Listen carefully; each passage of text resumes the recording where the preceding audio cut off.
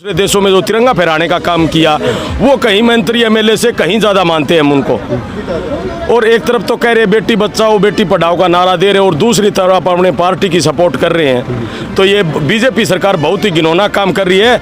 मैं मानता हूँ ये आम आदमी पार्टी या कांग्रेस का आदमी बात है, ये कोई छोटी बात नहीं है। गंगा में मेडल बहा देना, इतने भावुक हो गए खिलाड़ी कि रोंगटे खड़े हो जाते हैं ये बात सुन करके कि उनको इतनी तक नौबत आ गई। 35-40 दिन धरने के बाद बैठे बैठे उनकी सुनवाई नहीं हुई। और किसान साथियों को जो 28 तारीख का उन्होंने जो ऐलान किया था वहाँ जाने का, उनका कोई भी भ्रष्ट आदमी बीजेपी का झंडा उठाते ही वो साहूकार बन जाता है, वो बहुत बड़ी आदमी बन जाता है। अगर बीजेपी का झंडा नहीं थामोगे तो वो भ्रष्टाचार होगा, वो आतंकवादी होगा, वो देशद्रोही होगा। वो अपने मुद्दों के लिए लड़ता है तो भी वो देशद्रोही होगा, अफगानिस्तानी होगा, खालिस्तानी होगा। ये किसानों पर भी लाछन। टाइम स्टार्ट नाउ देखने वाले सभी दर्शकों को नमस्कार। फिलहाल हैं हिसार कोर्ट के आगे। आप इस साइड देख सकते हो, आपको ट्रैक्टर जो दिल्ली में नजर आती है वो ट्रैक्टर आज हिसार कोर्ट के आगे नजर आ रहे हैं। मामला क्या है, किसानों से बात करते हैं। किसानों ने गेट को ताला लगा दिया है। आगे अपने शायद ट्रैक्टर किसान के जो निशानी है, ट्रैक्टर आगे झंडा लगा, गाड़ियाँ वो खड़ी कर दिया है, रोड को क्लोज कर दिया है। बात करते हैं किसानों से कि मामला क्या है, किस कारण से यहाँ पे जाम लगा है, क्या मांगे इनकी रहेगी। दोबारा से किसानों से बात कर लेते एक बार ऊपर तो यहाँ पे देखिए किसान खड़े, इनसे बात कर लेते कि मामला क्या है। सर नमस्कार। नमस्कार जी। ये क्या है, मतलब दिल्ली की तरह फिर से ट्रैक्टर पल्लड़ वगैरह लगा के दोबारा से यहाँ पे कोर्ट के आगे खड़े कर दिए, कोर्ट के आगे रास्ता जाम कर दिया। बिल्कुल बिल्कुल। आज हिसार डिस्ट्रिक्ट के जितने भी किसान साथी है वो हिसार को टिकरी बॉर्डर बनाने का काम किया है। और 11 तारीख को हजारों की संख्या में पहले चेतावनी देके गए थे, खाते में अगर जो पैसे नहीं आएंगे तो हिसार को टिकरी बॉर्डर बनाने का काम करेंगे। अभी और साथी गाँव से जैसे जैसे पता चल रहा है बिजाई का समय है थोड़ा, वो साथी ट्रैक्टर लेके आज भी संख्या बहुत सी संख्या में पहुंच रहे हैं। यहाँ पे अभी और भी किसान पहुंच, बिल्कुल और भी किसान ट्रैक्टर ट्रालियों के द्वारा आ रहे हैं। आज मतलब देखिए सरकार देखिए, क्योंकि पहलवान भी धरने पे बैठे हैं, किसान भी धरने पे बैठे हैं, पहले भी 1.25 साल दिल्ली में बैठे। आज फिर से क्या ऐसी समस्या कौन सी आन पड़ी कि दोबारा से समस्या बता देता हूँ साहब। है ब्रिजभूषण है, अगर जो किसी अन्य पार्टी का होता तो ये बीजेपी सरकार तभी जेल में डालने का काम कर देती।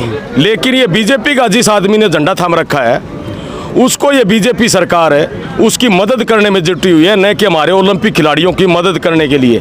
क्योंकि हमारी जो ओलंपिक के खिलाड़ियां बेटियां हैं, हमारी देश की जो शान है, दूसरे देशों में जो तिरंगा फहराने का काम किया वो कहीं मंत्री एमएलए से कहीं ज़्यादा मानते हैं हम उनको। और एक तरफ तो कह रहे बेटी बचाओ बेटी पढ़ाओ का नारा दे रहे हैं और दूसरी तरफ अपने पार्टी की सपोर्ट कर रहे हैं। तो ये बीजेपी सरकार बहुत ही घिनौना काम कर रही है। मैं मानता हूँ ये आम आदमी पार्टी या कांग्रेस का आदमी होता तो कभी सलाखों के पीछे बहुत दिन पहले हो जाता। देखिए क्या पहलवान काफ़ी दिन से धरने पे बैठे, और अभी आपने पीछे 28 तारीख को देखा कि जो मेडल है वो गंगा में बहाने के लिए चले गए थे। क्या भावनाएं आप उनके पेरेंट्स को, किसानों के बेटे हो सकता है लगभग मेडल जीत के लाते, तो क्या भावनाएं दिल में कैसी ठेस पहुँचे? भावनाएं आपके बेटा बेटी गंगा में मेडल बहाने के लिए चले गए थे।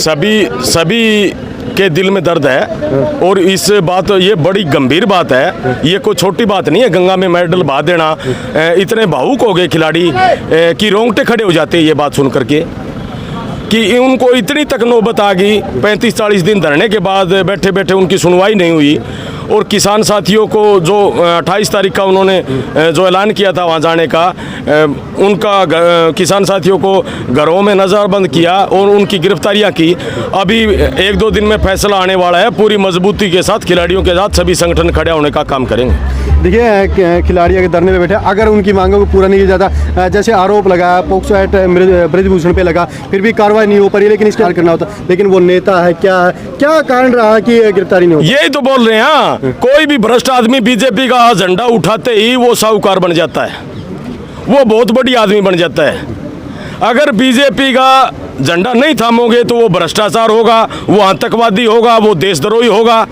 वो अपने मुद्दों के लिए लड़ता है तो भी वो देशद्रोही होगा, अफगानिस्तानी होगा, खालिस्तानी होगा। ये किसानों पर भी लाछन लाने का काम किया इस सरकार ने। एक तरफ नरेंद्र मोदी नए संसद भवन का उद्घाटन कर रहे हैं और दूसरी तरफ खिलाड़ियों को घसीटा जा रहा है। क्या कहीं न कहीं भेदभाव की भावना? भेदभाव तो दिखने लग रहा है, शर्मसार कर देने वाला मैटर है, ये कोई छोटा मैटर नहीं है। आज तक देख बताओ उनके खिलाड़ियों को आंसू पहुंचने के लिए बीजेपी का कोई मंत्री विधायक गया वहां पर उनकी सुनने के लिए? मोदी, प्रधानमंत्री मोदी को पता नहीं है भी हमारे देश के मेडल लाने वाले जिस दिन मेडल लेके आए उस दिन उनको सम्मानित करने का, एयरपोर्ट पर अपना फोटो खिंचवाने के साथ उन अपनी वो वोट बटोरने की भूमिका निभाने के लिए तो एयरपोर्ट तक चले गए। और आज जब वो रोड पर बैठे हैं तो उनको उद्घाटन दिख रहा है, वो खिलाड़ियों के बारे में एक शब्द भी नहीं बोले। खिलाड़ियों को न्याय नहीं मिला तो आगे का प्रोसेस क्या रहेगा? आगे का बहुत बड़ा आंदोलन होगा, ये मान के चलो आने वाले भविष्य में इन बीजेपी सरकार का ऐसा मुंह तोड़ जवाब देंगे कि ये याद रखेंगे जिंदगी भर। देखिए और भी